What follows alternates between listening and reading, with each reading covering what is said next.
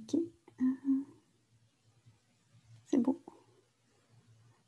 Donc, aujourd'hui, on va voir les tests statistiques, c'est-à-dire le test T de student et le test de U.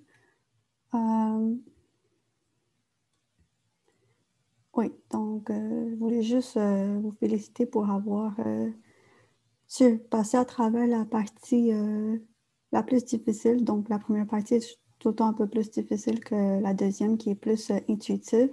Donc, il vous reste juste 2 TP, puis un final avant les fêtes. Ça, c'est le plan d'aujourd'hui. Donc, on va voir le test statistique en 9 étapes. C'est un test qui sert de base dans tous les tests qu'on va couvrir pour le restant de la session. Quelques définitions. Puis par la suite, les tests T de student et le test de U.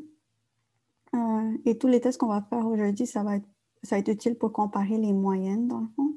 On va effleurer le test de Fisher qui permet de comparer les variances, mais ça va être en dedans d'un autre test. Et à la fin, il y a quelques questions quiz. Comme vous l'avez sûrement constaté, il y a environ une centaine de diapos, donc on va sûrement prendre une pause à travers tout ça. Un petit retour sur des questions qui étaient moins bien réussies pour le TP2. Donc, la question 2C qui demandait la probabilité sur 508 qu'on ait au minimum 458 qui produisent une perle sans encombre. Donc, ici, ce qui était important, c'est que le Q, c'est-à-dire le premier chiffre, dans le fond, il fallait mettre 449 au lieu de 450, car quand on met lower tail égale false, ça commence à x plus 1. Donc, c'est juste un petit truc à garder en tête. Sinon, l'autre question qui était un peu moins réussie, c'était cette question de produire un graphique montrant la distribution du poids de toutes les 8 ainsi que la courbe normale associée. Donc, un histogramme, vous l'avez fait pour le TP1, donc ça allait relativement bien. C'est sûr que vous pouvez utiliser la formule de Sturge ou de Yule pour calculer les bornes. Et il y avait une petite différence entre les deux. Je pense que Sturge donnait 8 puis Yule donnait 9, ou en tout cas l'inverse. Mais ce qui était plus problématique, c'est surtout de dessiner la courbe normale sur ce graphique-là. Et une des façons dont vous aurez pu le faire, c'était avec, mais comme je l'ai écrit ici, avec la fonction lines qui vous a été montrée pendant l'AUS. Puis le vecteur ici, c'est votre axe de x dans le fond. Puis les probabilités de ce vecteur qui représente les poids des huîtres. Et pour cette fonction normale, il fallait avoir la moyenne puis l'écart type. Il y a une question. Il fallait faire un histogramme. Je pensais qu'il fallait juste faire un graphique. Oui, je pense, mais en fait, c'était sous-entendu qu'il y avait un histogramme pour cette question-là. Il y a quelques-uns parmi vous qui m'ont envoyé des emails pour plus de détails, donc j'ai essayé de vous aider de la meilleure façon que je pouvais. Donc, si jamais vous avez des questions par rapport à vos TP, n'hésitez pas à nous contacter. Quand allons-nous avoir les notes? Je pense que les correctrices sont en train de finaliser la correction, puis ça ne devrait pas trop tarder. Moi, j'ai eu des nouvelles d'une des correctrices hier, donc ça ne devrait vraiment pas trop tarder.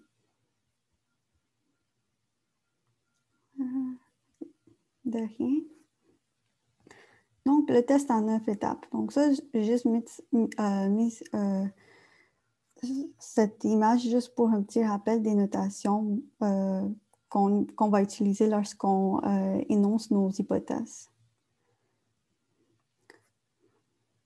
Donc, le test en 9 étapes, c'est en dedans, c'est fait à l'intérieur d'une démarche scientifique. Donc, on commence souvent avec des observations qui sont reliées à un problème. Par la suite, on émet des hypothèses pour répondre à ce problème. Et l'hypothèse, c'est une supposition basée sur nos connaissances préalables. On échantillonne, donc on récolte des données qui permettent de tester notre hypothèse. Et les résultats, c'est les données qu'on va interpréter. Le test statistique, ça prend les résultats et ça interprète pour aboutir à une conclusion. Donc, c'est en fait ces deux étapes-là. Donc, une fois qu'on a les résultats, ça nous permet d'interpréter, puis l'interprétation, puis la décision va être va être au sein du test statistique. Donc, des décisions, ça peut être, par exemple, limiter la pêche, mettre un médicament sur le marché. Donc, pourquoi il y a autant d'étapes? Donc, le test, ça permet de planifier le travail, par exemple, le type de variable qu'on va choisir.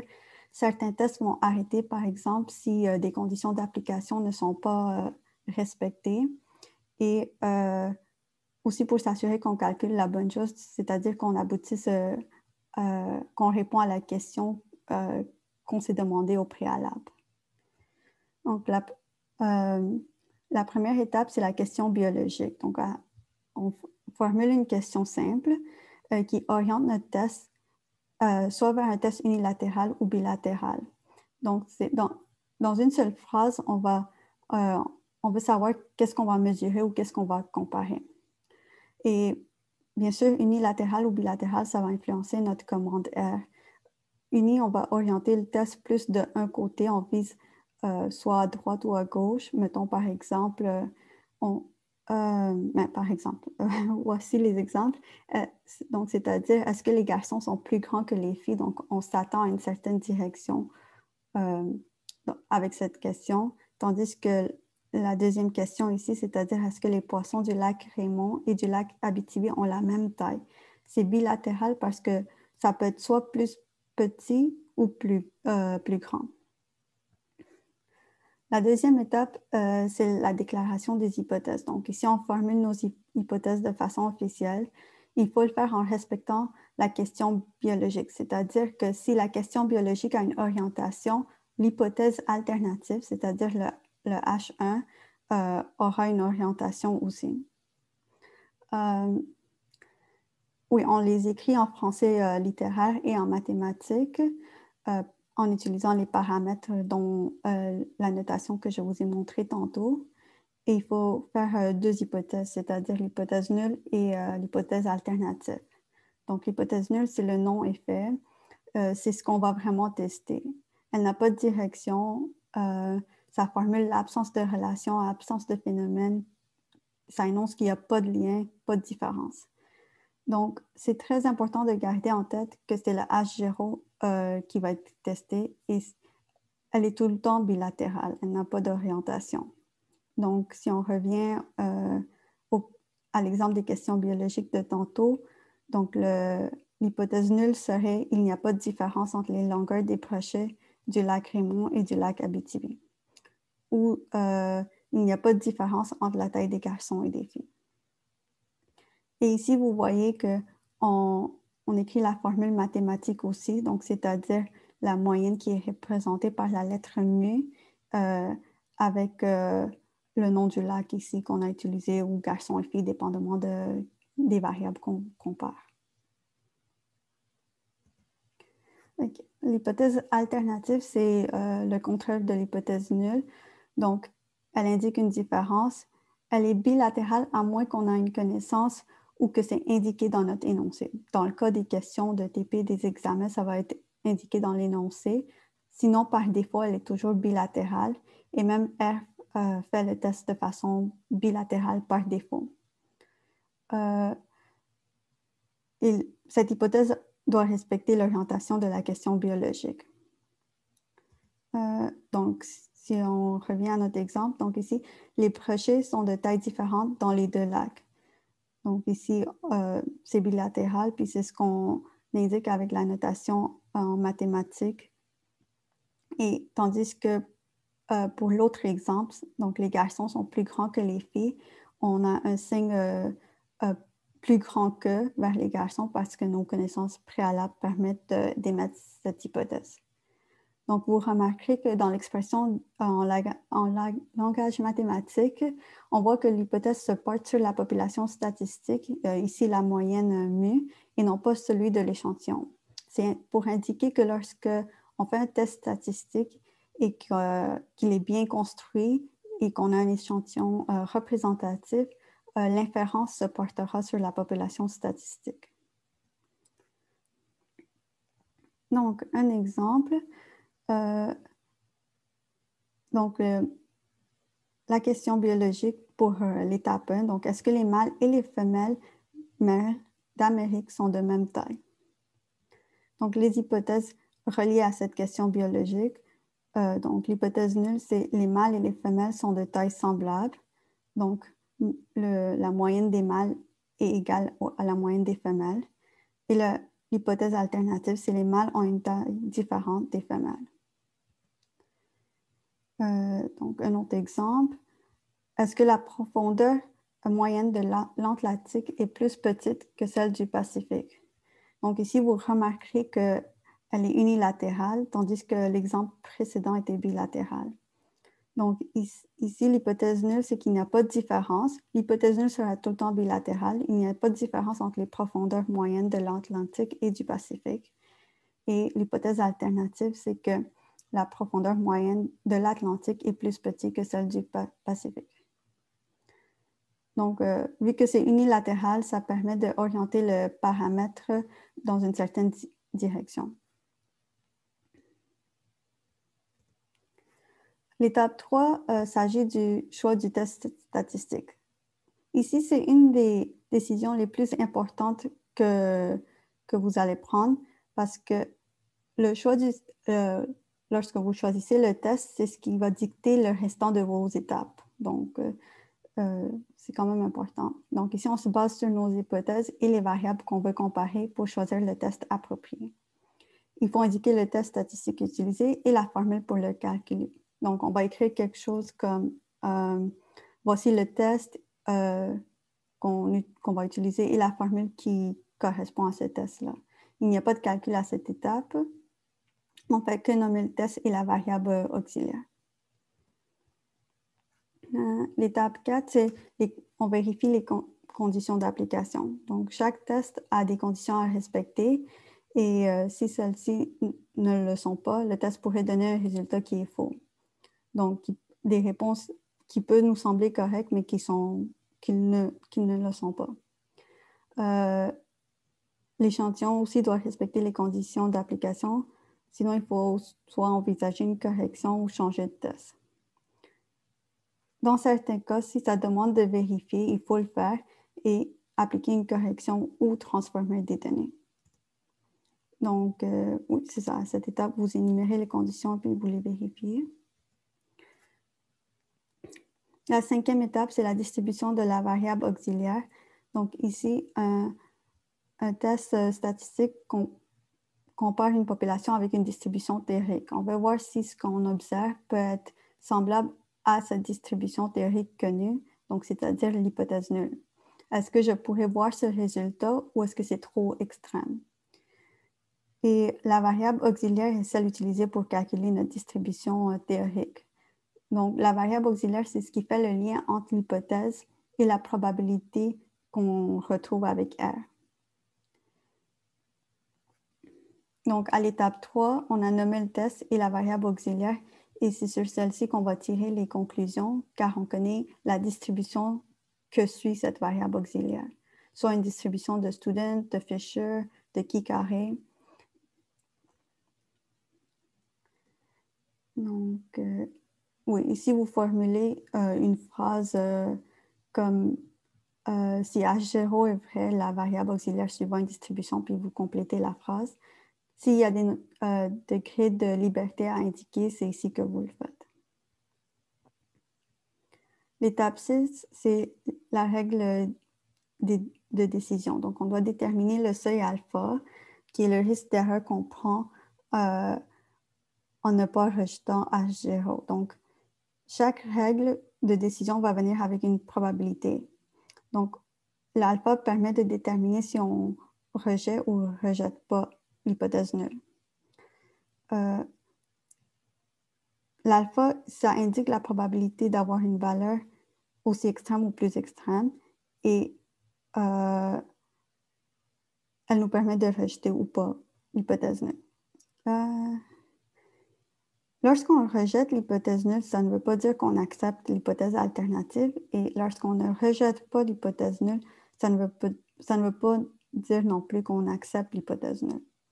Donc, à l'exception des tests de permutation qu'on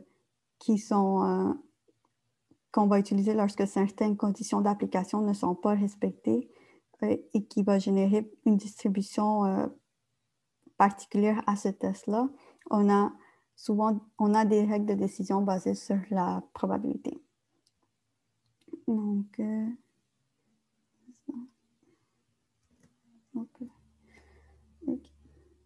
ouais, l'étape 7, c'est tous vos calculs vont se retrouver au niveau de l'étape 7.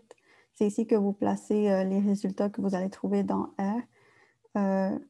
Vous allez soit terminer avec une valeur de la variable auxiliaire ou une probabilité P. Si vous n'aboutissez pas à un de ces deux, il vous reste encore des calculs à faire. Donc, l'étape de 1 à 6, c'était toute la préparation pour cette étape 7. L'étape 8, c'est la décision statistique. Donc, on compare le résultat obtenu à l'étape 7 avec les règles de décision de l'étape 6, puis on voit si ça remplit les conditions de l'étape 6, oui ou non. Et c'est là qu'on décide si on rejette ou pas avec un certain degré de risque alpha. Et finalement, l'étape 9, c'est l'interprétation biologique. Donc, vous reprenez la question biologique énoncée à l'étape 1, puis vous répondez selon votre décision que vous avez faite à l'étape 8. Donc, vous mettez une description, une explication biologique qui pourrait expliquer vos résultats.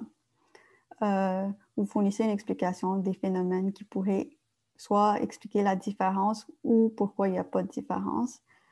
Habituellement, vous essayez de respecter 3 critères, c'est-à-dire vous restez cohérent avec ce qui a été dit avant. Ne vous répétez pas, c'est-à-dire ne dites pas les mâles sont plus grands que les femelles parce que les femelles sont plus petits que les mâles. Ça ne marche pas et ça doit rester quand même biologiquement plausible. Donc, souvent, il y a des pistes dans l'énoncé de la question pour vous donner des idées.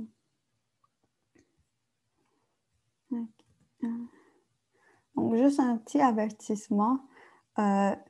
Si vous choisissez un test à l'étape 3 et qu'à l'étape 4, vous vous rendez compte que les conditions ne sont pas remplies, vous n'allez pas retourner modifier l'étape 3. Vous indiquez à l'étape 4 que la condition, vous nommez la condition qui n'est pas remplie, puis c'est à l'étape 5 que vous dites, puisque la condition n'est pas remplie, vous effectuez un autre test, puis vous marquez le nom de l'autre test. Et vous continuez jusqu'à l'étape 9, de 6 à 9, avec ce nouveau test. Donc, revenez pas sur vos pas en arrière. Ça peut vous arriver, il est possible que soit dans le TP3 ou le TP4, ça vous arrive. Donc, quelques définitions rapidement. Donc, alpha ou erreur de type 1, c'est la probabilité de se tromper. Donc, on rejette H0 alors qu'elle est vraie. Donc, voici un petit tableau qui résume. Donc, bêta, c'est l'erreur de type 2. Donc, c'est un faux négatif. Donc, on ne rejette pas H0 lorsqu'on devrait le rejeter.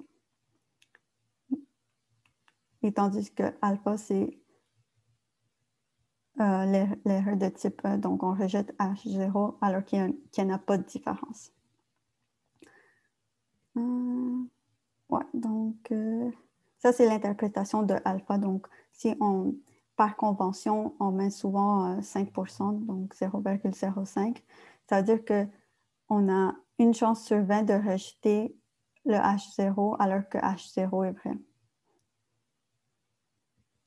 Donc, moi, j'utilise ça pour m'en souvenir. Donc, alpha, qui est l'erreur de type E, c'est que ici, vous avez visiblement quelqu'un du sexe masculin que le médecin dit qu'il est enceinte. Donc, ce n'est pas possible.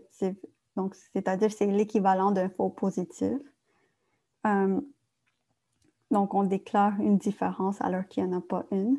Tandis qu'ici, on a une femme qui est clairement enceinte, puis la médecin dit qu'elle n'est pas enceinte, donc c'est un faux négatif. Donc, c'est juste une façon de vous en souvenir. Okay. Les tests paramétriques, donc il y a deux grands groupes de tests, les tests paramétriques et non paramétriques.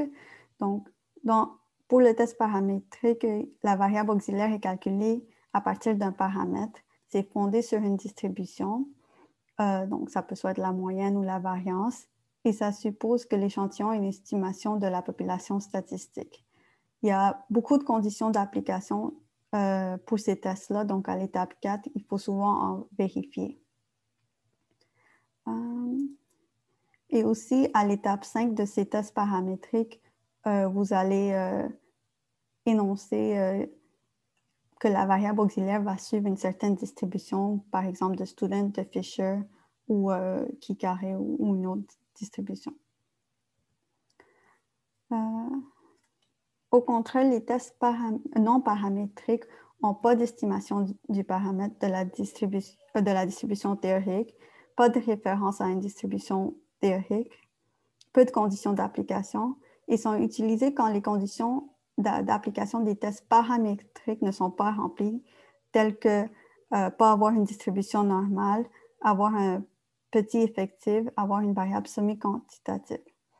Donc, on fait une inférence par rapport à un paramètre, mais la variable auxiliaire n'est pas construite à partir du paramètre d'intérêt. Exemple, si je compare la moyenne, ici, il n'y a pas de moyenne dans la variable auxiliaire. Donc, à l'étape 4, la seule condition va être d'avoir des observations indépendantes. Donc, on va commencer les tests. Donc, le premier qu'on va voir, c'est le test T de student pour un échantillon indépendant. Donc, ici, l'objectif, c'est de comparer, c'est utilisé lorsqu'on veut comparer deux moyennes. Et c'est un test paramétrique. Puis, pour le calcul du nombre de degrés de liberté, c'est le nombre d'éléments dans les deux échantillons moins 2. Et les règles de décision sont dictées par ce tableau. Donc, ici, vous avez l'hypothèse nulle, que les deux moyennes sont identiques, donc toujours bilatérales. L'hypothèse alternative qui dépend de l'énoncé de votre question selon l'orientation de la question biologique. Et vous allez rajouter l'hypothèse nulle si la p-value est plus petite que l'alpha. Donc, oui, c'est ça. Donc, et selon si c'est unilatéral, donc les deux en bas ici, ou bilatéral, celui-là, ça va vous donner la valeur de votre variable auxiliaire, c'est-à-dire le t ici. Donc, comme exemple, on va revenir au tableau sport. Puis la question qu'on se pose, c'est est-ce que la fréquence cardiaque, donc le variable pouls des hommes et des femmes sportives, est-elle la même? Donc, ici, on a créé des objets pour isoler le pouls chez les hommes sportifs ainsi que chez les femmes sportives. Donc, la question biologique, c'est le rythme cardiaque des sportifs hommes et femmes est-il le même? Donc, tout de suite, vous voyez que c'est formulé de façon bilatérale. Ça va influencer vos hypothèses. Donc, l'hypothèse nulle qui dit que le rythme cardiaque est égal chez les deux sexes et le H1 qui dit que le rythme cardiaque est différent. Le choix du test, bien sûr, on fait l'exemple du test T de student, donc c'est celui-ci qu'on va utiliser. Ici, vous indiquez les formules, vous n'allez pas faire les calculs, mais vous indiquez quand même les formules que qui sont reliées au test T de student. Et par la suite, à l'étape 4, il y a 3 conditions d'application, donc c'est-à-dire l'indépendance des observations. Ça sera dit dans l'énoncé où le plan d'échantillonnage sera décrit. Il n'y a pas de test qui peut vérifier si vos données sont indépendantes. La distribution normale des observations, soit il sera indiqué dans votre énoncé ou ça sera vérifié. Et même chose pour l'équivariance, c'est-à-dire l'homogénéité des variances. Donc, dans notre cas, les dernières 2 conditions sont à vérifier parce que pour la troisième, c'est-à-dire l'équivariance, si la variance varie entre les groupes et qu'on compare les moyennes, on ne va plus savoir si on rejette H0, on ne va plus savoir si c'est à cause de la variance ou la moyenne. Donc, c'est pour ça que les variances au sein des 2 groupes doivent être égales.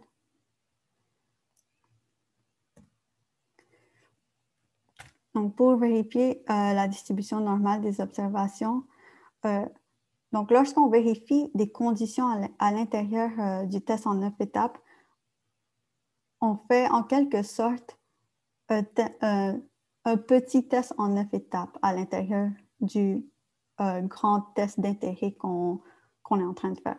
Donc, nos hypothèses sont que les données sont issues d'une population avec une distribution normale et le H1, c'est qu'ils ne sont pas issus d'une population à distribution normale. Puis, c'est avec la fonction Shapiro.test que vous vérifiez ça.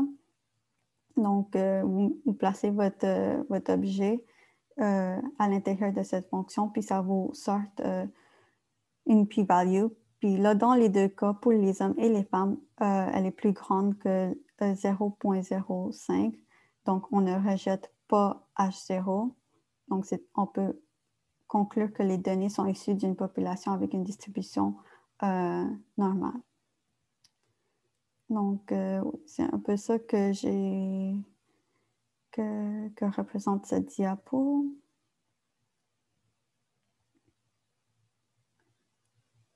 Ici, dans l'interprétation biologique, mettons l'équivalent de l'étape 9, vous n'allez pas expliquer biologiquement pourquoi ils suivent une distribution. C'est juste, vous pouvez vous retenir à juste dire qu'ils suivent ou non une distribution normale.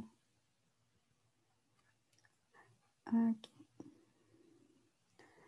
Donc, pour vérifier l'équivariance, on fait la même chose. Donc, c'est-à-dire les variances des 2 groupes sont égales ou les variances des 2 groupes sont différentes pour l'hypothèse alternative. Tout le temps, lorsqu'on vérifie des conditions d'application, c'est tout le temps des tests bilatéraux. Ici, le test qu'on fait, ça s'appelle le mini-test de F. Donc, c'est avec la fonction var.test où vous placez votre premier vecteur, le deuxième vecteur, puis avec l'argument alternatif, vous choisissez two-sided, less ou greater, qui, selon si votre test est bilatéral ou unilatéral, dans le cas des conditions d'application, comme je viens de dire, c'est tout le temps bilatéral, donc ça va tout le temps être two-sided.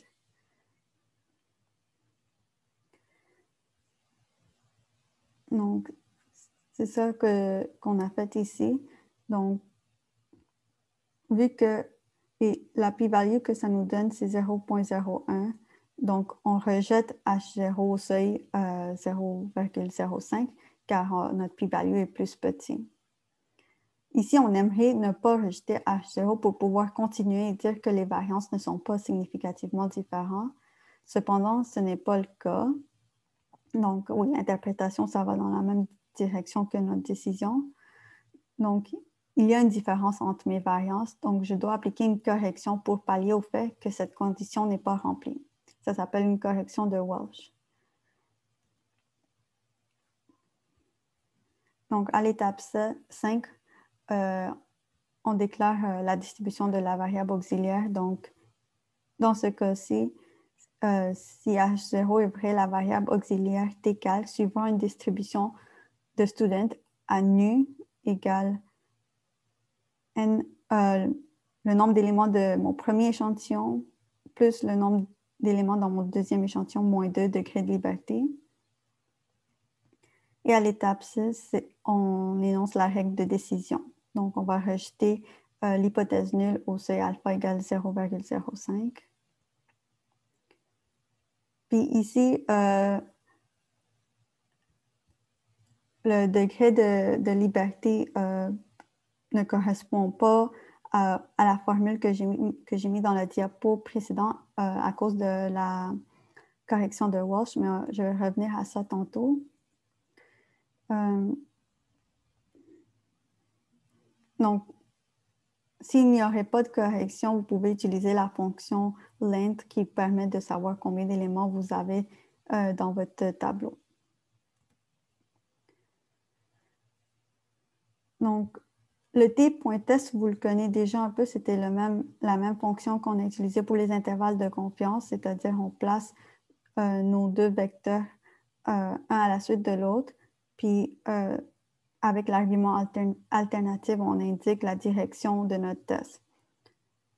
Juste une chose qui est importante de garder en tête, c'est que si vous avez un test unilatéral, c'est toujours le vecteur 1 par rapport au vecteur 2.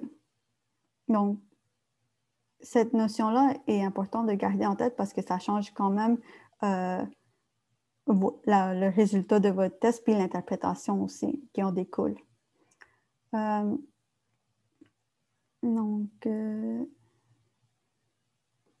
Donc, par exemple, si j'ai mis alternative égale less, on s'attend à ce que mon vecteur 1 soit plus petit que mon vecteur 2.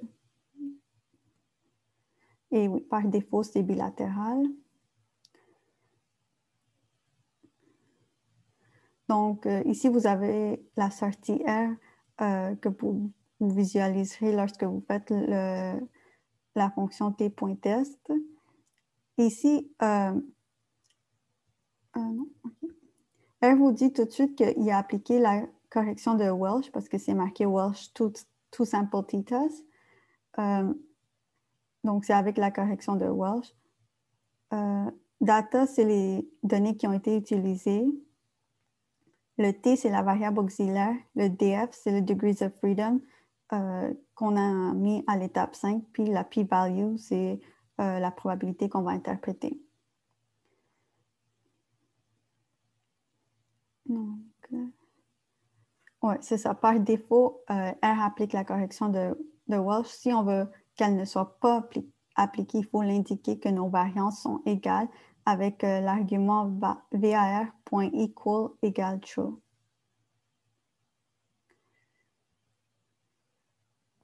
Et ici, je l'ai fait juste pour vous montrer ça comme un exemple. Donc, sans la correction de Welsh, et ce n'est pas, oui, ici, on voulait la correction de Welsh, mais mettons que nos données étaient équivariantes, puis on voulait pas cette correction, on l'indique comme telle. Puis ici, donc, on a le degré de liberté qui correspond, c'est-à-dire 48.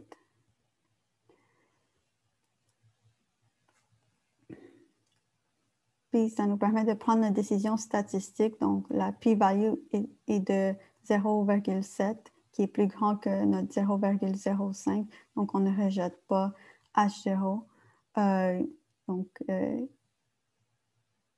On ne rejette pas qu'il n'y en a pas de différence entre le pouls des femmes et des hommes.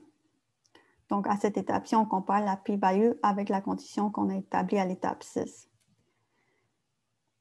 Et on peut conclure que le rythme cardiaque des sportifs hommes et femmes n'est pas significativement différent.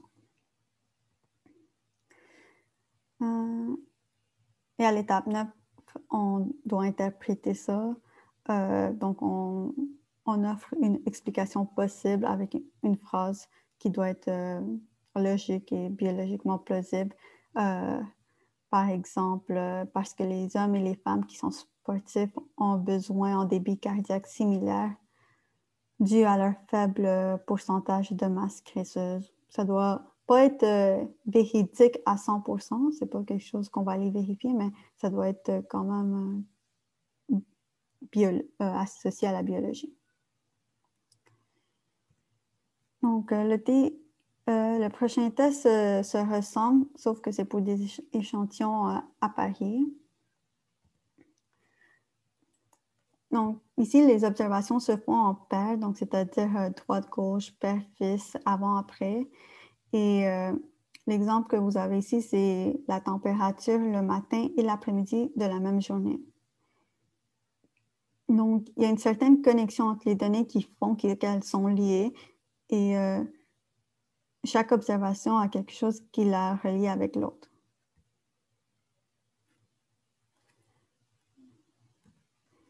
Donc, l'exemple qu'on va faire, c'est est-ce qu'il y a une différence entre la longueur de l'humérus 3 et celui de gauche? Donc, ça, c'est notre question biologique. Et nos hypothèses associées à cette question, notre hypothèse nulle, c'est qu'il n'y a pas de différence entre l'humérus 3 et gauche. Puis l'hypothèse alternative, c'est qu'il y a une différence entre les humérus. Le choix du test, il s'agit ici de le test T de student pour échantillon à parier. Donc, ici, on a nos formules pour calculer la variable auxiliaire, donc le TD, ou le D avec la ligne au-dessus, c'est la moyenne des différences, ou la différence des moyennes, c'est équivalent. Puis ici, on a l'erreur type. Ici, nos conditions d'application sont indépendance des observations, donc indépendance des paires, bien évidemment, et non pas parce que c'est sûr que les paires sont reliées entre elles. Donc, chaque paire doit être une observation indépendante. Les échantillons doivent être appariés. Ça, c'est important pour ce test, car si je dis un père et un fils quelconque, ce n'est pas apparié. Un père et son fils, c'est apparié. Ou si je dis que j'ai trouvé 20 humérus 3 puis 20 humérus gauche dans un champ, mais on ne sait pas lesquels vont avec lesquels, ce n'est pas considéré apparié. Et la distribution doit suivre une distribution normale, donc la différence. Et ça, on va le vérifier avec la même fonction Shapiro.test. Oui, c'est ça. Avec la fonction Shapiro.test, comme dans l'exemple précédent, on vérifie.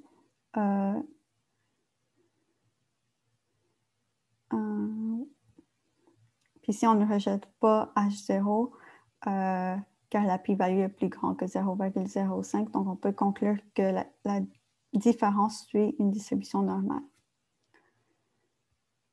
À l'étape 5, vous écrivez le degré de liberté. Ici, la formule est de nu égale n-1, donc, où n, c'est le nombre de paires.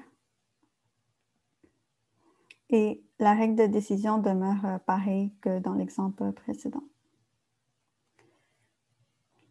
Donc, ce qui change au niveau de l'étape 7, c'est l'argument paired égale true.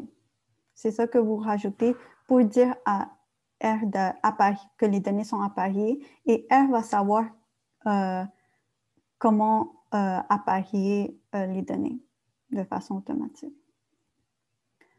Puis la p-value était de 0,023, qui est plus petit que notre seuil alpha, donc on rejette H0. Donc ici, on peut interpréter ça en disant les humérus 3 et gauche ne sont pas de la même longueur parce que l'évolution en fait en sorte que vu que l'usage majoritaire du bras droit, sa longueur a été augmentée. Votre interprétation peut avoir une certaine orientation, même si votre test est bilatéral. Donc, les deux tests qu'on a vus jusqu'à date requièrent des données qui suivent une distribution normale. Donc, qu'est-ce qu'on fait si notre population ne suit pas cette distribution normale? Donc, on a trois choix. soit on transforme les données ou il y a le test T de student par permutation ou le test de U, donc le test de Wilcoxon-Mann-Whitney. Okay. Donc, la transformation des données, et en fait, je vais vous montrer deux transformations, mais il y en a beaucoup plus que ça. Donc, lorsque vous avez des données asymétriques à droite, mettons dans ce cas-ci, vous pouvez utiliser le log pour transformer vos données et vous mettez une constante C juste pour éviter d'avoir un 0 ici, parce que, donc, ouais, ça vous évite d'avoir 0. Ou il y a la racine carrée pour des données asymétriques à droite, mais plus modérées, que vous pouvez utiliser. Donc, le test T de student par permutation. Donc, ici, plutôt que d'utiliser une variable auxiliaire qui suit une distribution théorique, on crée notre propre distribution de référence par permutation. Donc, l'avantage, c'est qu'il y a peu de conditions d'application, mais on a toujours besoin de l'indépendance des données et il peut y avoir des conditions propres selon le type d'hypothèse qu'on a.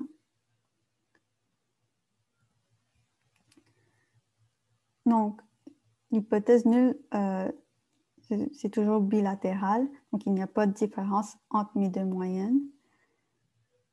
Et on va construire une distribution de référence à l'aide de la variable D, donc c'est-à-dire la différence des moyennes. Donc, ce test permet d'obtenir une distribution quand certaines conditions ne sont pas respectées. Donc, pour créer ce tableau de permutation, je vais faire un petit exemple pour vous illustrer qu'est-ce que ça peut donner. Donc, on peut prendre des données du groupe rouge. Donc, mettons, on a ces données dans un sac rouge, puis ces données, donc 4, 5, 6 dans un autre sac bleu, et on calcule la moyenne des deux sacs. Donc, ici, c'est 2 et ici, c'est 5. Donc, la différence qu'on observe entre les moyennes est de 3. Donc, en gardant en mémoire la moyenne observée des sacs rouges et bleus, on peut procéder à un mélange des deux sacs. Donc, dans un troisième sac, on mélange toutes les données, donc c'est-à-dire les données de 1 à 6. On met tous les éléments dans un même sac. Puis, on pige au hasard pour remettre 3 éléments dans le groupe rouge et 3 éléments dans le groupe bleu. Donc, mettons ici, on a 1, 2 et 4. Puis ici, on a 3, 5 et 6. Puis, on recalcule les moyennes des deux sacs. Donc, ici, ça nous donne 2,33, puis ici, 4,67. Puis là, on va calculer la différence permutée, parce qu'on vient de mélanger les données de façon aléatoire. Puis ici, on obtient 2,34. Donc, avec cette différence de permutation qu'on a obtenue, on va la comparer à la différence qu'on a observée. Donc, la question biologique, elle n'indique pas quel groupe devrait être pris en premier, donc on va toujours utiliser des valeurs absolues. Donc, le 2,34, est-ce qui est plus petit que négatif 3? Donc, ici, le tableau qu'on a bâti est selon la différence observée, donc c'est-à-dire le 3. Donc, est-ce qu'il est plus petit que négatif 3, égal à négatif 3, entre négatif 3 et 3, égal à 3 ou plus grand que 3. Donc ici, 2,34 se place ici au milieu. Puis, on remet tous les éléments dans le même sac, puis on recommence à nouveau. Donc, on le fait à nouveau, puis cette fois-ci, on obtient une différence permutée de 1,67 qu'on va retourner à notre tableau pour la placer où elle correspond, donc c'est-à-dire dans cette case au milieu encore.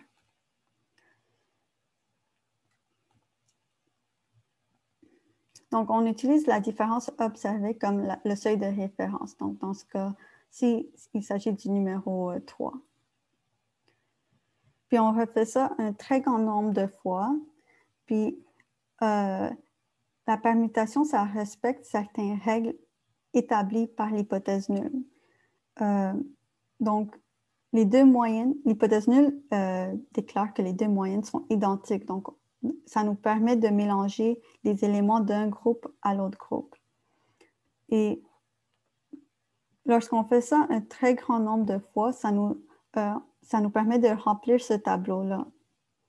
Puis, si on se demande quand on doit s'arrêter, si on a moins que 10 éléments dans chaque groupe, on fait toutes les combinaisons possibles. Ou si on a plus, mais dans ce cas-là, on ne fait pas toutes les combinaisons possibles parce que ça augmente très rapidement le nombre de combinaisons. Puis on va choisir une valeur soit 90, 990 pour choisir combien de permutations on va faire selon un peu de façon aléatoire. Mais pourquoi on choisit un chiffre comme 999 ou 999, c'est parce qu'on va rajouter 1 pour notre différence observée. Donc, ça va être plus évident avec un exemple. Donc, ici, comment est-ce qu'on interprète le tableau? Donc, ici, les couleurs, ça vous montre qu'est-ce qui correspond, quelle zone à cette distribution. Donc, le nombre de fois que les permutations étaient moins que négative 3, mettons, c'est la partie jaune, et ainsi de suite. Donc, on peut voir que la majorité des permutations se situent entre négative 3 et 3. Donc, en quelque sorte, on vient de construire notre propre distribution qui va nous permettre de calculer la probabilité. Et le total ici est de 100. Donc, on a choisi de faire 99 permutations plus la valeur observée.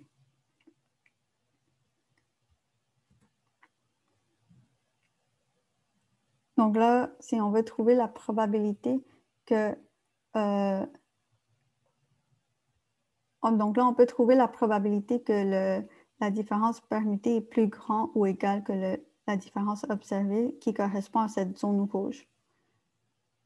Donc, on peut additionner ces deux chiffres, donc 0 plus 8, donc 8 sur 100. Donc, la probabilité est de 8% dans ce cas-là.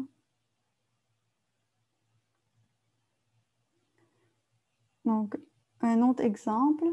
Donc, est-ce que la taille moyenne des garçons est plus grande que la taille moyenne des filles? Donc, ici, on n'a que 3 observations dans chaque groupe. Et c'est un test unilatéral, vu qu'on a plus grand qu'un.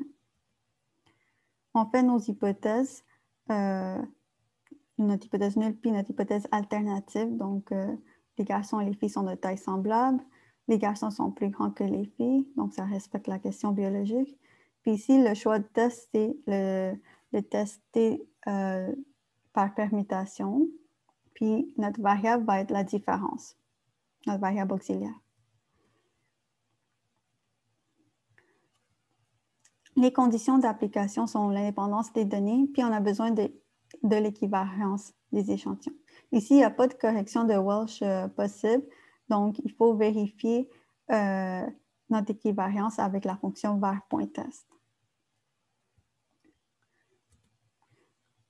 Et la distribution de la variable auxiliaire, donc ici, il n'y a pas de degré de liberté, mais c'est plutôt cette formule ici, avec des factoriels, qui va vous permettre de calculer le nombre de permutations possibles lorsqu'il y a moins que 10 éléments.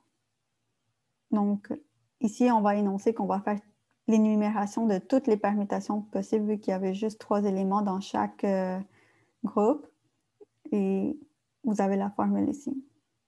Comme vous pouvez sûrement le constater, le nombre de permutations augmente très vite parce que quand on fait 6 factoriels, ça veut dire qu'on fait 6 fois 5 fois 4 fois 3 fois 2 fois 1. Donc, ça augmente assez rapidement. Donc, ici, il y a 20 permutations possibles. Donc, il y en a 19 autres que celui de l'échantillon de départ. La règle de décision, ça demeure pareil, donc on va rejeter si la probabilité est moins que 0,05. Puis à l'étape 7, on fait la différence observée. Évidemment, ce n'est pas un test que vous allez devoir faire à la main. Donc, ici, c'est simplement pour vous montrer un tableau de permutation. Donc, on commence avec la différence observée qui est de 10, donc en jaune ici. Puis par la suite, on fait toutes les 19 autres permutations possibles. Puis on calcule la différence des moyennes à chaque fois qu'on permute.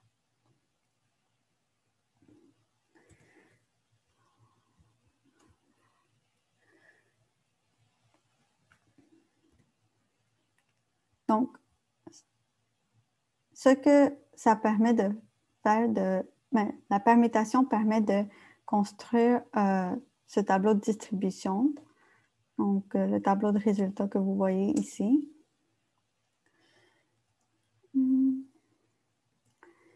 Puis là, on cherche la probabilité que la différence permutée est plus grande ou égale que la différence observée. Car notre question biologique se demandait si les garçons avaient une plus grande taille que les filles. Donc, on va aller chercher cette portion. Puis, vu que on additionne ces probabilités, on le met sur 20, puis ça nous donne 0,1. Donc, avec R, vous allez procéder de la manière suivante. Donc, vous allez aller chercher votre tableau avec Weak Point Table. Là, on vous a fourni En fait, R ne contient pas la fonction qui vous permet de faire un test par permutation, mais on vous a fourni un fichier qui s'appelle tpermute.r que vous allez devoir sourcer pour que R puisse aller chercher la fonction puis l'utiliser. Donc, lorsque vous téléchargez ce fichier avec cette fonction, c'est très important de ne pas le modifier dans le fichier ou ni modifier le nom du fichier. Et pour que R puisse aller le chercher dans le fond. Donc, vous pouvez aussi vérifier que votre fonction est bien chargée en écrivant le nom de la fonction et ça devrait vous sortir le script de la fonction. Donc, pour utiliser la fonction, ça va être tpermute, votre vecteur, le vecteur 1, le deuxième vecteur. Le nperm, c'est le nombre de permutations que vous souhaitez. Dans notre exemple, on voulait faire toutes les permutations, puis donc c'était 19. Puis ALT ou alternative, c'est tout le temps pour bilatéral ou unilatéral. Donc, vous précisez avec ce argument. Donc, la fonction ressemblait à ça dans notre cas. Puis, la sortie que R va vous donner est la suivante. Donc, ça vous donne la probabilité avec un paramétrique et non paramétrique. Donc, non paramétrique, ça veut dire la permutation.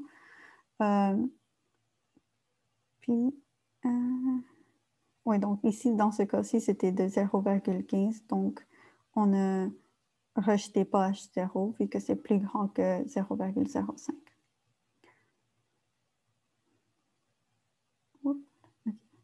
Donc, si vous le faites plusieurs fois dans R, c'est possible que vous obteniez des probabilités différentes. Car lorsqu'on permute, on peut permuter de différentes manières. Puis, cet exemple, c'est sûrement pas le meilleur exemple parce qu'ici, on voulait faire toutes les permutations. Donc, mais mettons dans un exemple qu'on ne fait pas toutes les permutations puis qu'on a juste marqué 99 permutations. C'est possible que vous n'ayez pas exactement la même probabilité que votre camarade de classe.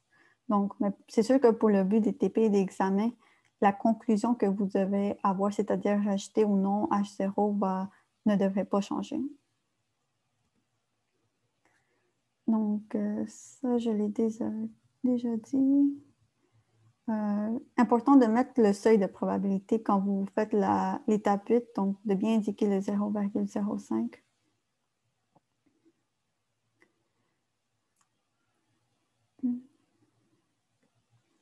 OK. OK.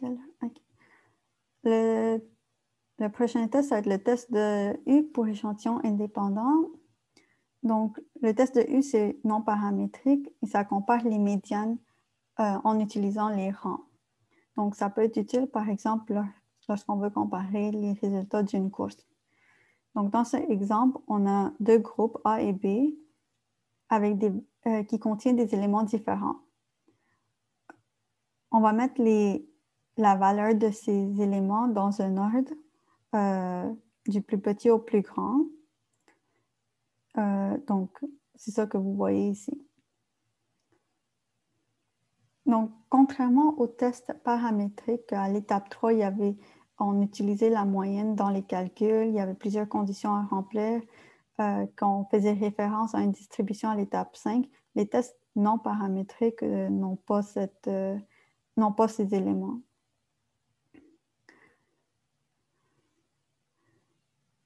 Puis là, ici on a les mêmes éléments, mais répartis de façon différente au sein des deux groupes. Puis si on essaie de les mettre en ordre, vous voyez qu'il y a le groupe A qui est plus vers la partie inférieure, puis le groupe B qui est plus vers la partie supérieure. Ce qui est différent du premier exemple ici où A et B sont mélangés de façon un peu uniforme. Donc, le test U, ça regarde la ségrégation dans les rangs.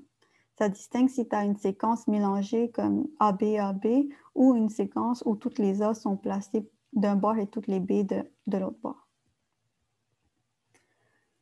Donc, par exemple, ici, on a deux groupes, donc C et D. Là, vous voyez bien qu'il y a des éléments qui sont pareils au sein des deux groupes. Donc, mettons le chiffre 2, les chiffres 5 ici. Donc, on ne sait pas lequel est premier. Ici, c'est complètement aléatoire les rangs pour les 5. Quel 5 obtient le rang 5, puis quel obtient le rang 6, c'est complètement aléatoire. Donc, on ne sait pas de quel groupe devait être en premier. Et à chaque rang, on attribue un score. Et avec ce score, on calcule le W, qui est la somme de ces scores. Et c'est avec ce W qui va nous servir à construire la variable auxiliaire. Donc, voici, je vous mets les formules ici. Vous n'aurez pas à les calculer, mais c'est juste pour que vous les ayez. Donc, un exemple. Donc, Robert va à la chasse. On sait qu'il fait froid en Alaska et que ça pourrait gêner la croissance des papillons.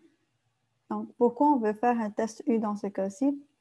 De façon générale, pourquoi on fait un test U non paramétrique? C'est qu'on veut comparer deux petits échantillons, puis qu'on n'a pas une distribution normale.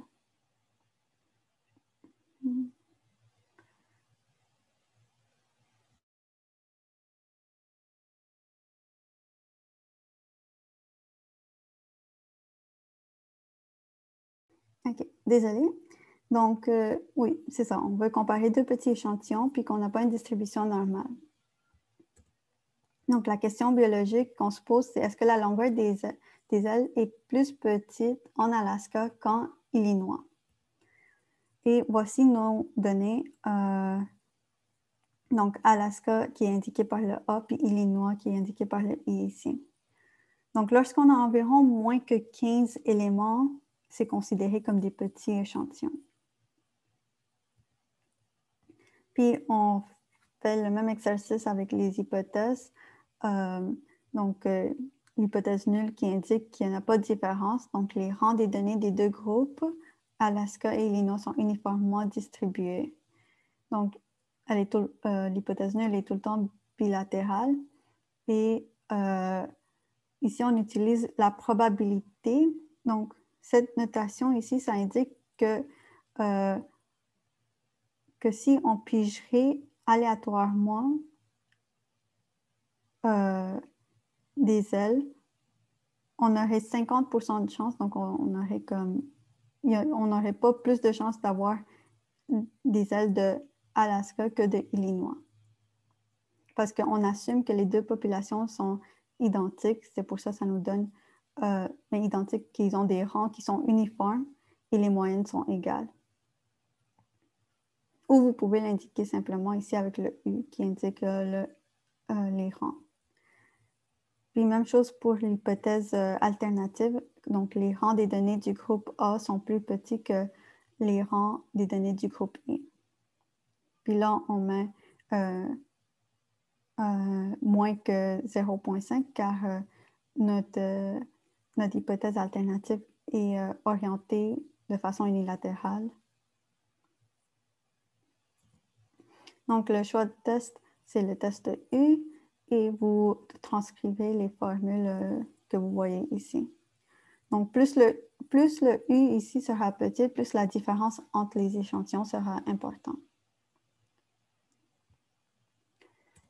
Donc, la condition d'application, c'est uniquement l'indépendance des observations. Il y a juste une condition. La distribution de la variable auxiliaire, c'est si H0 est vrai, la distribution de cette variable U va être calculée en procédant à l'énumération de tous les cas possibles.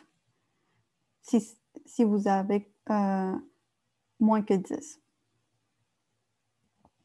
Et la règle de décision, c'est toujours avec le alpha. Donc, avec R, vous allez utiliser la fonction Wilcox.test. Vous placez votre premier vecteur, le deuxième vecteur, puis par la suite, l'argument alternatif. Cette fonction, ça enlève les valeurs qui sont les mêmes. Donc, deux observations qui ont la même valeur, ça cause des problèmes parce que c'est impossible de savoir lequel on met en premier puis lequel on place par la suite. Donc, ça fait juste les enlever. Puis, ça nous met une p-value qui, ici, est plus petite que notre alpha. Donc, on rejette H0, puis à l'étape suivante, on fournit une explication. Par exemple, les papillons sont plus petits en Alaska parce qu'il y a plus de fleuves en Illinois.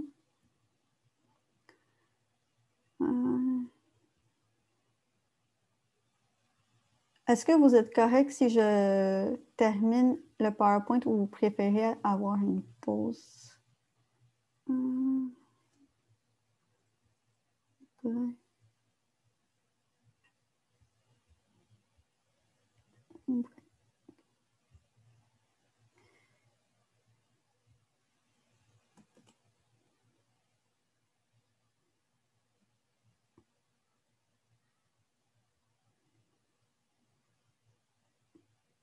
OK, je vais le faire en 5 secondes.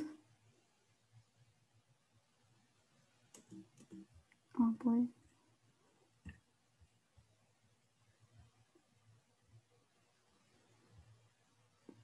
OK. Vous ne voulez pas de pause, on peut continuer puis finir les diapos. Il reste environ une vingtaine, un peu moins.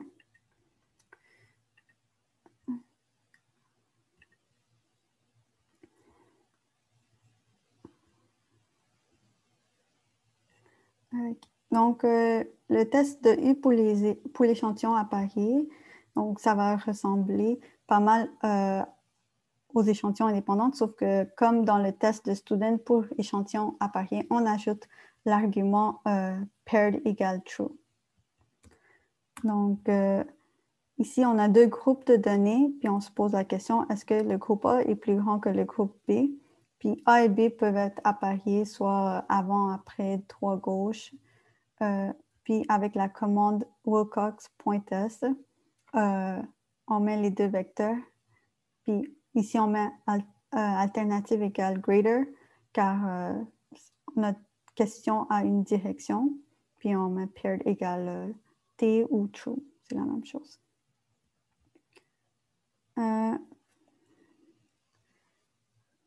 Puis, ouais, donc c'est ça la sortie que R va vous sortir lorsque vous faites ça avec la p-value. C'est normal d'avoir des messages d'avertissement parce que s'il y a des valeurs qui sont égales, R va les supprimer. Donc, C'est un peu ça. Puis ici, on ne rejette pas parce que c'est plus grand que 0,05. Donc, ici, c'est pas mal, on est pas mal vers la fin, donc c'est un résumé des tests qu'on a vus aujourd'hui. Ce qui est important pour cette deuxième partie du cours, c'est de savoir quand utiliser quel test. Comme je l'ai mentionné au début du cours, du LAIS, ça va vraiment vous guider dans les étapes de 3 à 9, quasiment tout le test, selon le test que vous allez effectuer. Donc, pour le but du LAIS d'aujourd'hui, si vous avez des variables quantitatives puis un échantillon plus que 15, donc si c'est le cas, vous regardez si vous avez des données normales. Ça va être indiqué dans l'énoncé où vous faites Shapiro dans R. Si c'est le cas, vous vérifiez l'équivariance. C'est bien important de vérifier des données normales avant l'équivariance parce que même si vous avez l'équivariance et que les données ne sont pas normales, vous n'êtes pas plus avancé. Puis si c'est le cas, vous pouvez faire le test paramétrique de T, donc le test T de student sans correction de Walsh. Si les données ne sont pas équivariantes, donc lorsque vous faites var.test dans R, vous pouvez utiliser la correction de Walsh qui est intégrée dans R par défaut. Donc là, si vos données ne sont pas normales, il y avait 3 façons de procéder. Il y avait la transformation des données. Une fois transformées, si vos données sont normales, vous pouvez aller vérifier l'équivariance, puis poursuivre avec l'arbre ici. S'ils suivent toujours pas une distribution normale, vous vérifiez quand même l'équivariance. Si elle est équivariante, vous pouvez faire le tester par permutation. Puis, il faut absolument qu'elle soit équivariante ici parce qu'ici, il n'y a pas de correction possible. Puis, si vous n'avez pas des variables quantitatives, donc c'est-à-dire si vos variables sont semi-quantitatives, nominales, ou votre échantillon est petit, il vous laisse, vous n'avez pas vraiment le choix de faire le test U. Donc, tous les tests présentés aujourd'hui, c'était pour des moyennes, sauf le var.test qui est pour la variance. Donc, ouais. Et ici aussi, si vos données ne sont pas équivariantes, vous ne pouvez pas aller plus loin, vous devez aller vers le test U parce qu'il n'y a pas de correction possible avec les tests de permutation. Donc là, j'ai quelques questions. Ils sont en anglais, mais je vais vous les traduire verbalement. Donc, ici, ça parle de l'anémie reliée à la déficience en fer. Donc, une évaluation diététique a été faite sur 51 garçons de 9 à 11, dont les familles étaient en bas du seuil de pauvreté. La moyenne de l'apport en fer de ces garçons était 12,50 mg avec un écart type de 4,75 mg. Et on suppose que la moyenne de la population générale des garçons de 9 à 11 ans est de 14,44 mg. L'écart type de l'apport en fer dans la population générale est de 5,56. Nous, on veut savoir si l'écart type de la population avec un faible revenu est comparable avec celle de la population générale. Donc, quelles sont vos hypothèses qui peuvent être utilisées pour répondre à cette question? Vous pouvez soit l'écrire dans la conversation ou allumer vos micros. Oups, là.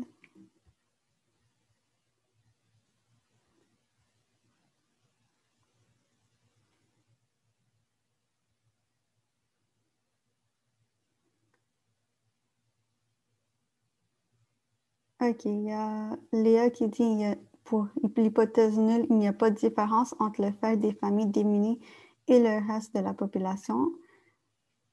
OK, il n'y a pas de différence entre quoi? Quels paramètres?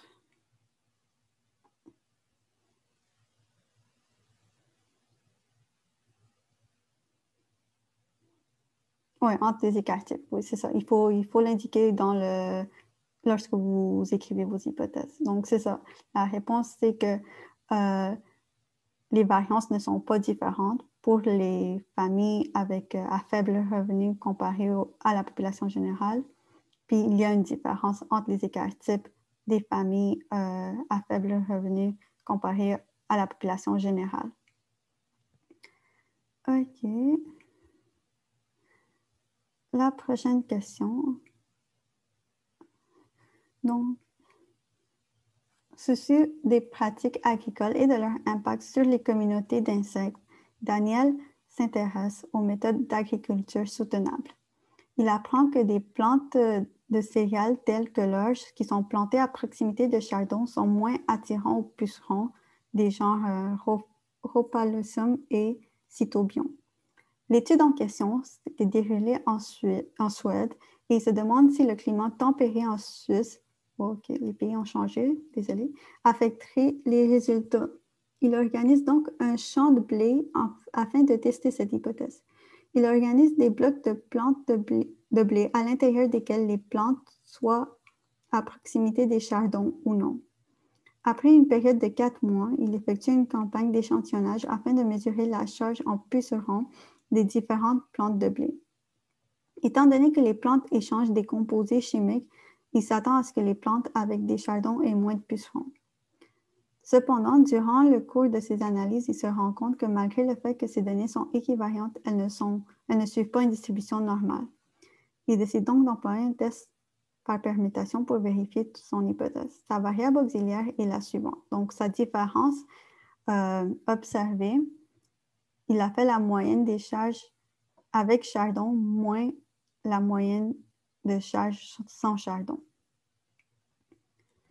Donc, voici sa variable, mais voici les valeurs obtenues avec 999 permutations, incluant les données observées. Donc, pouvez-vous conclure qu'il y a une différence significative entre la charge en pucerons des plantes avec chardon et sans chardon? Donc, je vous laisse un petit moment à réfléchir sur cette question.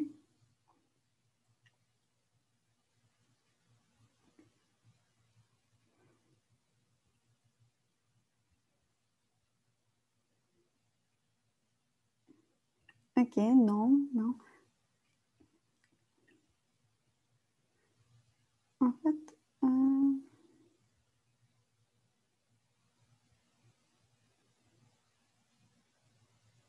OK, vous dites non, vous vous basez sur quelle probabilité?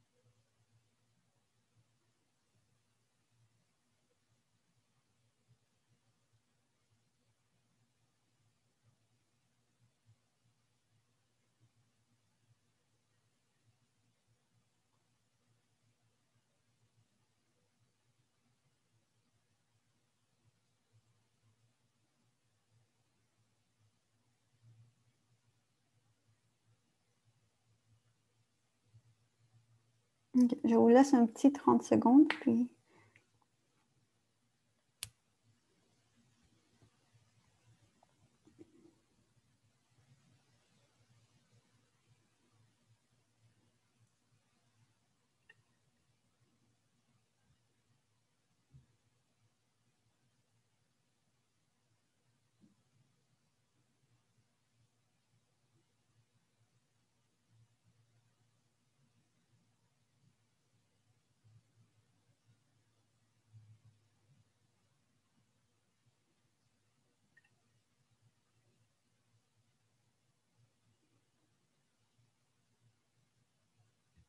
OK. Voici les résultats. Est-ce que vous voyez les résultats quand je les affiche comme ça? Parce que dans mon enregistrement, je ne les vois pas. OK, oui, vous voyez. OK, c'est bon. Donc, la réponse, c'était 0,009. Donc, il y a une question. OK. Donc, ici, sa variable auxiliaire que lui il a décidé, c'est la moyenne des charges avec chardon, puis on soustrait sans chardon. Donc, puis on sait que les plantes, il s'attend à ce que les plantes avec chardon aient moins de pucerons. Donc, cette observation, ça va être en négatif qu'on va aller regarder. Donc, ça va être le 3 plus 6 ici qu'on fait, qui nous donne 9 divisé par 1000.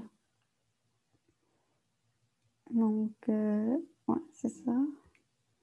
Ça, c'est juste la réponse, puis l'étape 8, puis l'étape 9. Mais je pense que vous, vous comprenez les étapes 8 et 9, c'était plus le calcul. Donc, une autre question. Donc, ici, on veut comparer la durée en jours que restent à l'hôpital des patients avec le même diagnostic au sein de 2 hôpitaux différents. Donc, vous avez les données pour chaque hôpital. Oups. Quel test statistique utiliserez-vous? Je vais faire le sondage.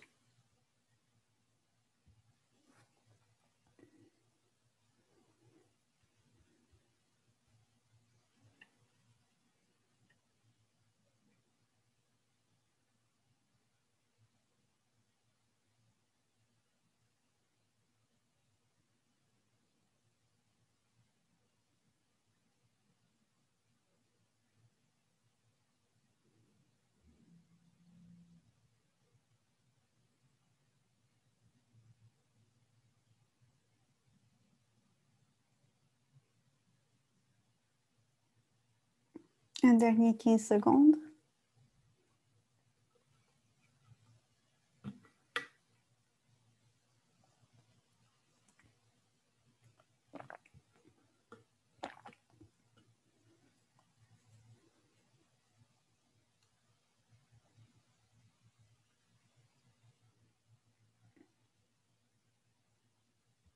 OK. Donc, la majorité ont eu la bonne réponse. Donc, le test de U pour échantillon indépendant. Donc, on privilégie le test de U parce qu'on a moins que 15 éléments. Puis, échantillon indépendant, car oui, je comprends que c'est écrit avec le même diagnostic, mais ce n'est pas les mêmes patients.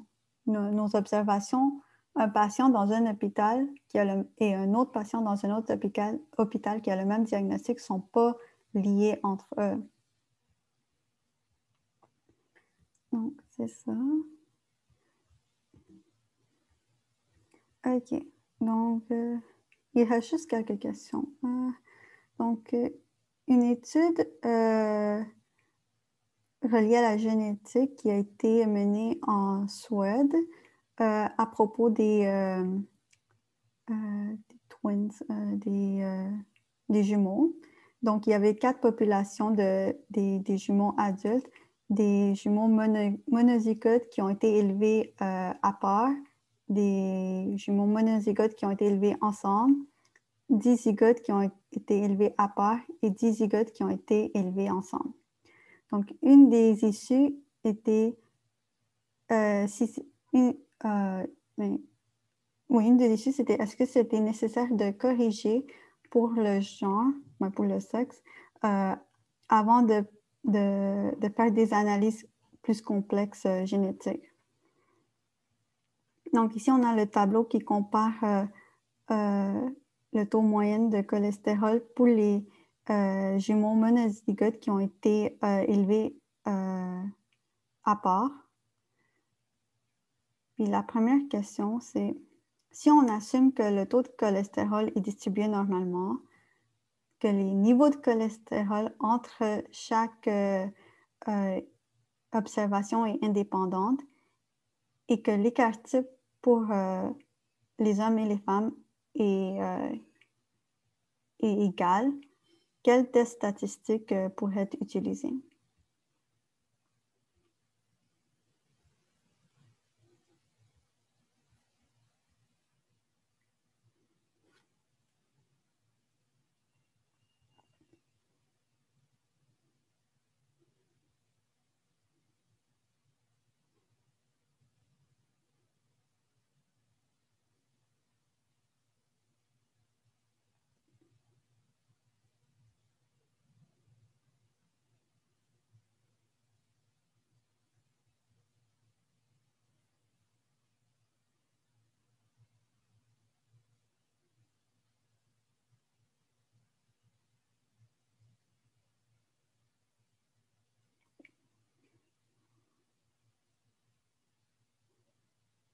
Un dernier 15 secondes.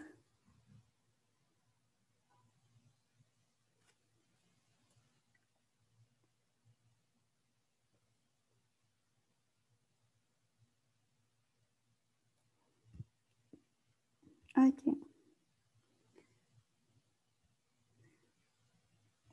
Oui, la majorité ont dit tester the student pour donner à parier.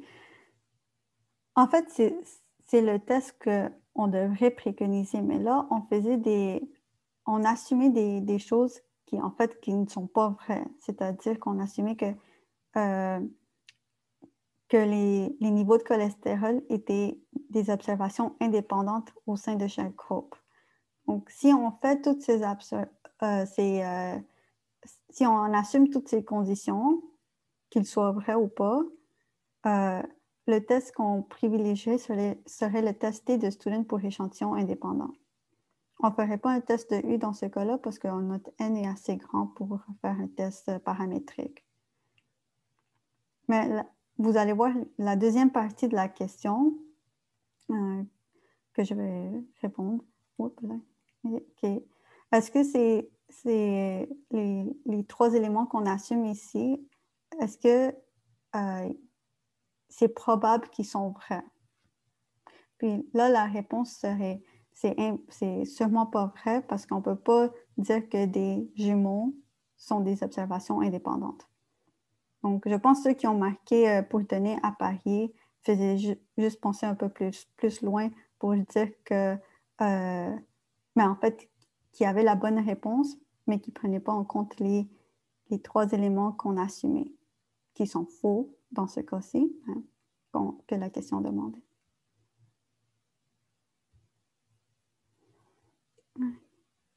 Il reste genre trois questions. Donc ici, il est question d'un instrument pour mesurer la pression sanguine. Donc c'est un nouveau instrument qui s'appelle Random Zero Device, que la calibration se fait un peu de manière aléatoire après chaque utilisation pour que l'observateur ne soit pas au courant de la pression sanguine lorsqu'elle est en train d'être mesurée. Donc, ouais, donc c'est fait pour réduire le biais d'observation. Donc, pour vérifier si cette nouvelle machine est comparable à la machine standard, on a mesuré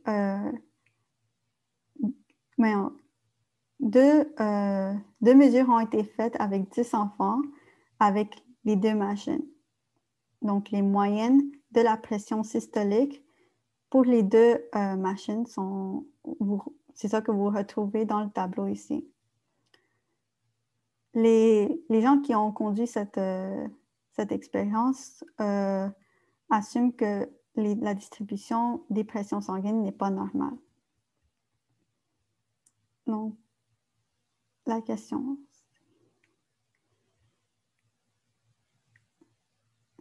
c'est quel test statistique utiliserait?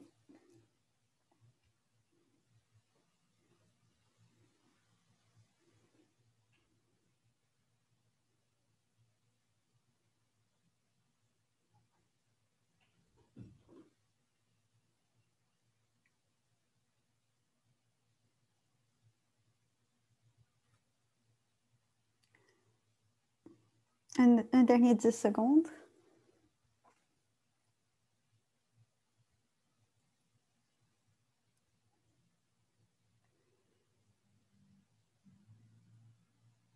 OK, je vais fermer le vote. Oui, la majorité, en fait, vous avez le bon test, c'est le test de U, vu qu'il y a seulement 10 éléments, donc 10 enfants. Mais en fait, c'est un échantillon à parier, car on fait la mesure sur le même enfant. Les deux mesures par la machine standard, puis la nouvelle machine sont faites sur le même enfant. Ici, on n'utiliserait pas le test de student car notre échantillon est petit.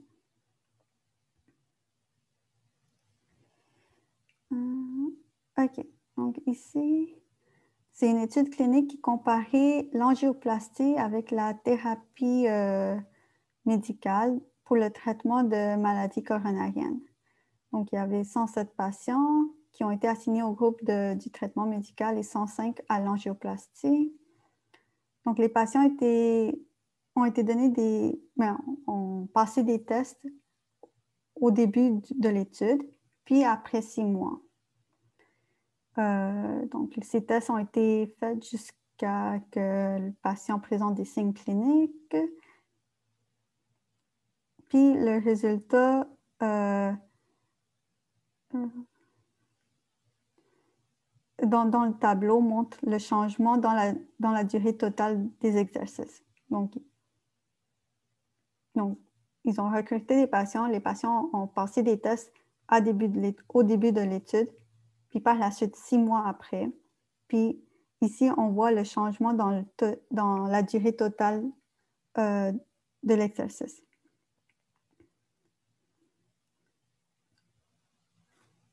Donc, quel test statistique peut être utilisé?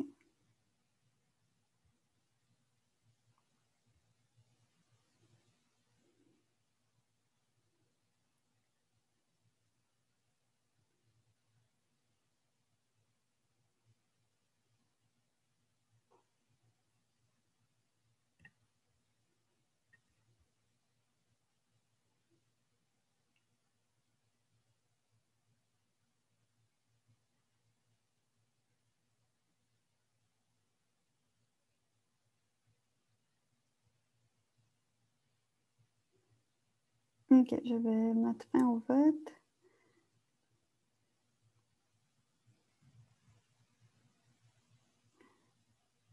Oui, vous avez raison que pour comparer entre le groupe de la thérapie médicale puis le groupe d'angioplastie, ça serait le testé de student pour échantillon indépendante. Et en fait, je vais vous poser une autre question.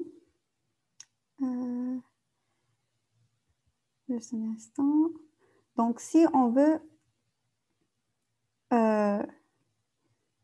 tester pour le changement en moyenne totale de la durée de l'exercice au sein d'un même groupe. Donc, c'est-à-dire si on prend le groupe, mettons, angioplastie, puis on veut comparer le changement dans la durée de l'exercice au sein de ce groupe seulement.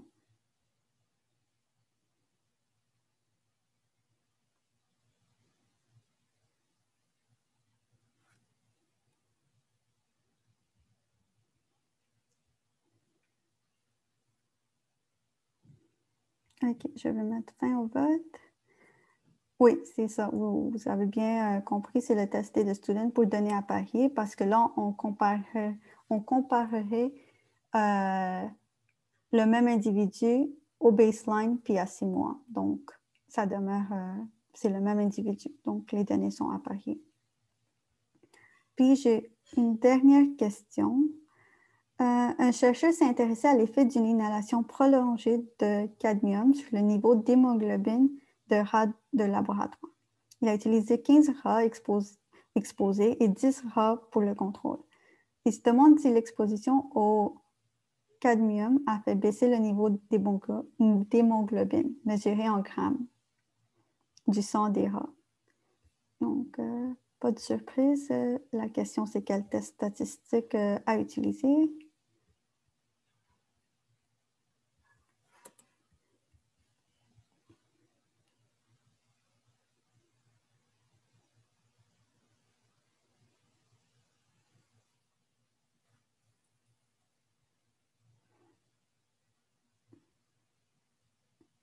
Je le ferme dans 10 secondes.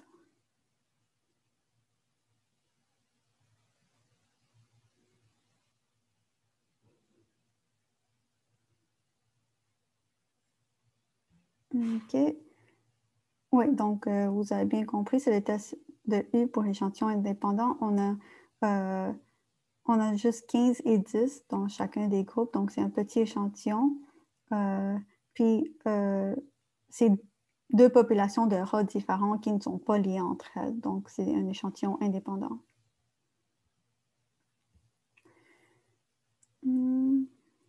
Puis, est-ce que le test, est-ce que la question que vous allez vous poser est-elle unilatérale ou bilatérale? Attendez. OK. Ça, c'est vraiment la dernière question de cette soirée.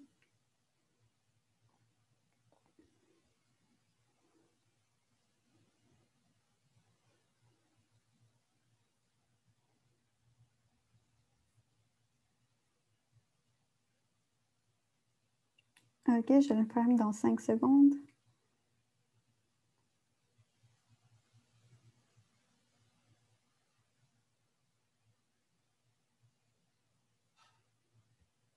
Okay. Oui, c'est unilatéral parce qu'on se demande si l'exposition à ce métal lourd fait baisser le niveau d'hémoglobine. Donc, la majorité l'ont eu. Donc, ça termine le laïus d'aujourd'hui. Je ne sais pas si vous avez vu, j'ai envoyé un sondage pour avoir votre opinion un peu sur les laïus. Je l'ai mis dans le forum sur Studium, puis je vais vous partager le lien ici dans la conversation. Sinon, on peut prendre une pause de 10 minutes, puis vous pouvez revenir à E13. Puis à ce moment-là, Antoine et moi, on peut répondre à vos questions sur les TP. Ça vous convient?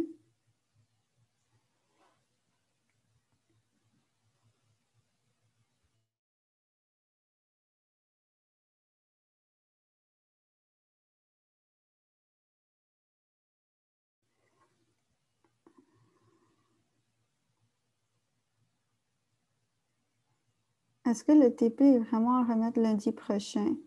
Je pense que oui, mais j'ai checké le plan de cours, puis j'ai cette date-là. Je peux revérifier juste pour être certaine, mais je pense que c'est ça le cas.